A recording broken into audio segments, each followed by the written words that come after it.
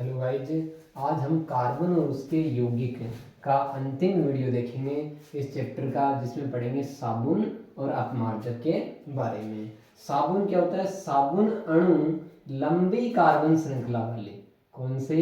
लंबी कार्बन श्रृंखला वाले कार्बोक्सिलिक अम्ल होते हैं, जो या तो सोडियम या पोटेशियम लवण होते हैं।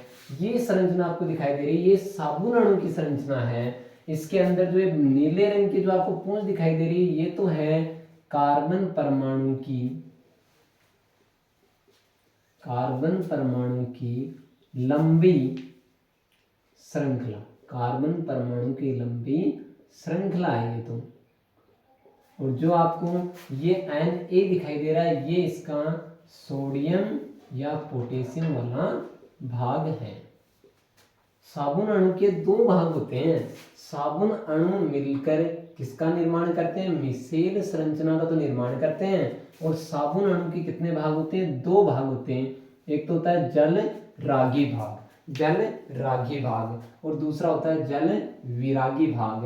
तो इसके दो भाग हैं, एक तो लंबी कार्बन श्रृंखला वाला भाग जो हम पूंछ से दिखा रहे हैं, एक इसका सिर जो सोडियम या पोटेशियम आयन के भाग को रिप्रेजेंट करता है। अभी लंबी कार्बन श्रृंखला में जो पूंछ है, इस भाग का नाम होता है जल विरागी भाग, जल विरागी भाग, या इसका एक नाम होता है जल विरागी भाग या हाइड्रोकार्बन भाग। जबकि ये इसका भाग एक और है, इसका नाम होता है जल रागी भाग, जल रागी भाग। तो हमने पढ़ा कि साबुन का अणु लंबी कार्बन श्रृंखला वाला कार्बोक्सिलिक अम्ल होता है, जो सोडियम या पोटेशियम आयनों का लवण होता है। फिर साबुन के अणु मिलकर किसका निर्माण करते हैं? मिसेल संरचना का निर्माण करते हैं। साबुन के अणु के दो भाग होते हैं, पहले भाग का नाम है जल रागी भाग और दूसरे नाम है जल विरागी भाग। जल रागी भाग, जल रागी भाग में सोडियम या पोटेशियम आयन होते हैं, जिसका दूसरा नाम भी है आयनिक भाग। जल रागी भाग का दूसरा क्या नाम है? आयनिक भाग। फिर इसमें एक लंबी कार्बन श्रृंखला वाला भाग होता है, जिसे जल विरागी भाग या हाइड्रोकार्बन भाग कहते हैं। जल रागी भाग जल में घुलनशील होता है, जल में घुल जाता है, जबकि हाइड्रोकार्बन वाला भाग होता है, ये कार्बनिक विलायकों में तो विलय होता है, जल में अविलय होता है। फिर हम पढ़ेंगे कि साबुन का जो जलीय विलयन, जब हम साबुन को जल में घोल देते हैं तो उसका जलीय विलयन किस प्रकृति का होता है? क्षारीय प्रकृति का होता है। किस प्रकृति का होता है?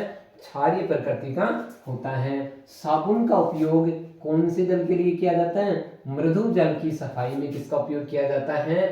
साबुन का उपयोग किया जाता है। फिर हम पढ़ेंगे अपमार्जक। अपमार्जक भी लंबी श्रृंखला वाले सल्फोनिक या अमोनियम लवण होते हैं। अपमार्जक की लंबी श्रृंखला रखते हैं, जो सल्फोनिक और अमोनियम लवण होते हैं। सल्फोनिक SO4 2 माइनस आयन को क्या कहते हैं? सल्फेट आयन, उसी का ही रूप है सल्फोनिक आयन। और अमोनियम आयन बोलते हैं NH4 प्लस को।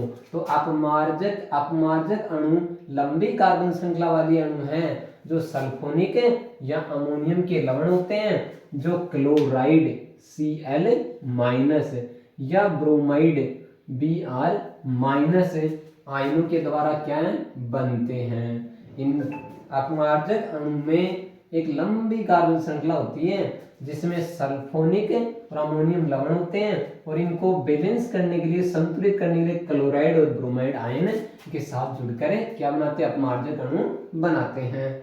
फिर सामान्यतः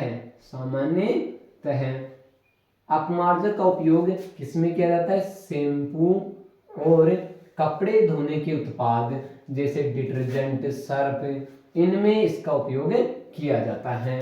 अपमार्जक का जलीय विलयन होता है उदासीन, जबकि साबुन का जलीय विलयन तो कैसा होता है?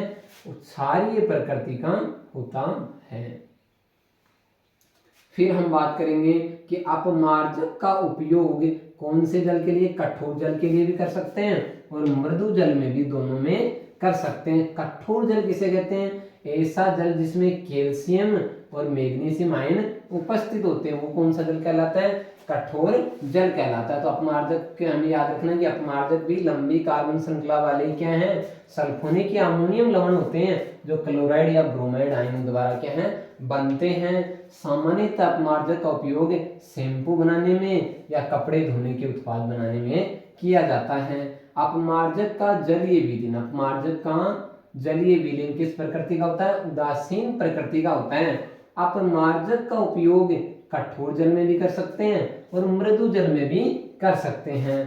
कठोर जल क्या होता है? कठोर जल ऐसा जल जिसमें कैल्शियम आयन और क्या? मैग्नीशियम आयन उपस्थित होते हैं, कौन सा जल कहलाता है? कठोर जल कहलाता है। साबुन का उपयोग तो केवल और केवल कौन से जल में किया जाता है? मृदु जल में उपयोग किया जाता है, जबकि अपमार्जक का उपयोग हम कठोर जल में भी कर सकते हैं और मृदु जल में भी कर सकते हैं।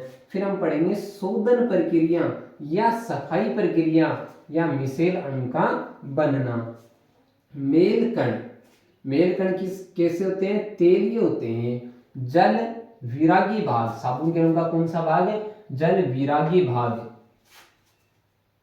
जल विरागी भाग किसमें घुलनशील होता है? तेल में घुल जाता है।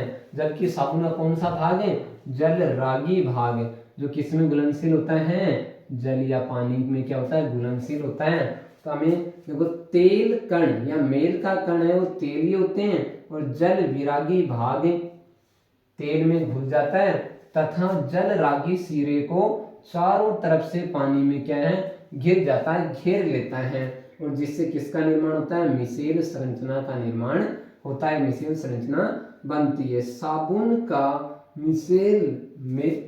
मिसेल मेल को पानी में घुलने में क्या करता है? मदद करता है। पानी में गंदगी या मेल के कण को क्या घुलने में मदद करता है, जिससे कपड़े क्या हो जाते हैं? साफ हो जाते हैं। अब ये जो संरचना, ये साबुन के अणु की कौन सी संरचना है?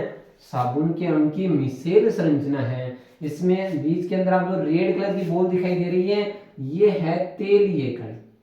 कौन सा कण है? तेलीय कण है ये।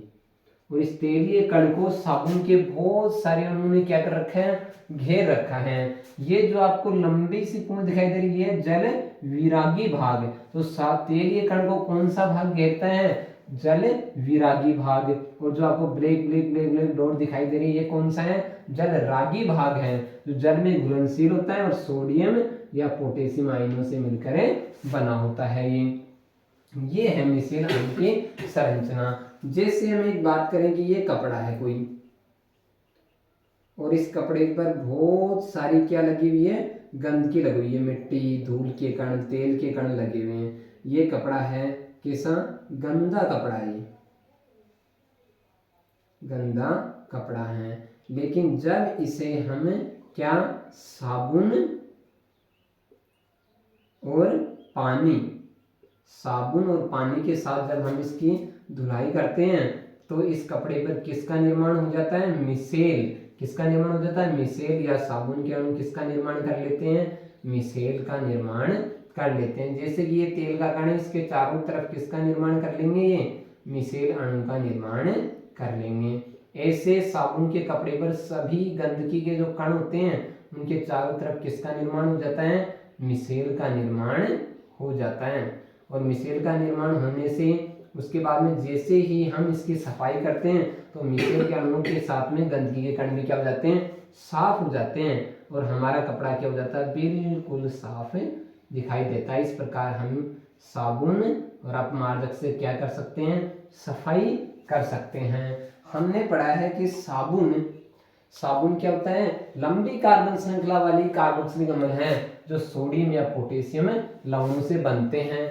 साबुन के अणु किसका निर्माण करते हैं? मिसेल अणु। किसका निर्माण करते हैं? मिसेल अणु का निर्माण करते हैं।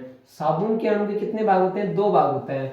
एक भाग तो होता है जल रागी भाग, जिसका नाम है आयनिक भाग, जबकि दूसरा भाग होता है जल विरागी भाग, जो कार्बन परमाणु कौन सी श्रृंखला होती है? लंबी श्रृंखला होती है। फिर साबुन का जलीय विलीन किस प्रकृति का होता है? क्षारीय प्रकृति का होता है। साबुन का उपयोग केवल और केवल कौन से जल में करना चाहिए? मृदु जल में किया जाता है।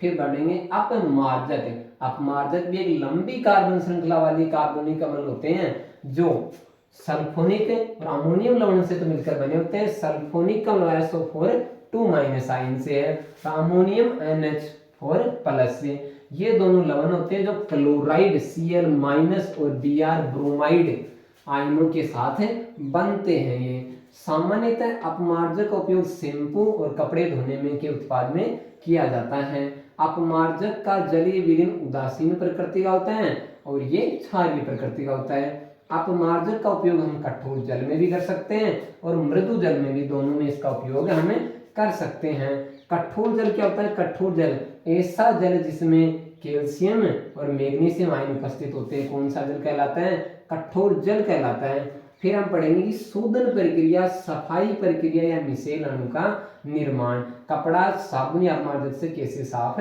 हो जाता है।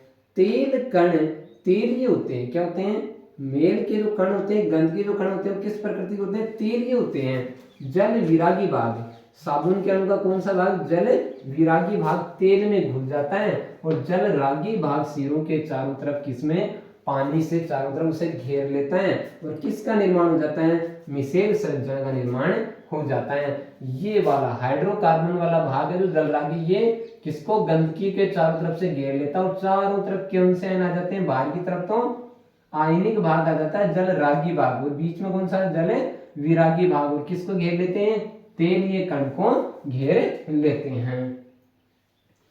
इसके बाद में साबुन का मिसेल मेल को पानी के साथ में घुलने में क्या करता है? मदद करता है। ये तेलीय कण किसके अंदर घुल जाता है? पानी के अंदर घुल जाता है और कपड़े क्या हो जाते हैं? साफ हो जाते हैं। जैसे कपड़े बहुत सारी गंदगी और हमने साबुन और पानी से सफाई की तो उस कपड़े के ऊपर किसका निर्माण हो जाएगा? मिसेल अणुओं का। किसका निर्माण हो जाएगा? मिसेल अणुओं का निर्माण हो जाएगा। और जब हम इसे धोएंगे तो ये मिसेल अणु के साथ में गंदगी क्या हो जाएगी? बाहर निकल जाएगा, हमारा कपड़ा क्या हो जाएगा? साफ हो जाएगा। अब आपके लिए एक छोटा सा प्रश्न है कि साबुन और अपमार्जक में अंतर स्पष्ट कीजिए।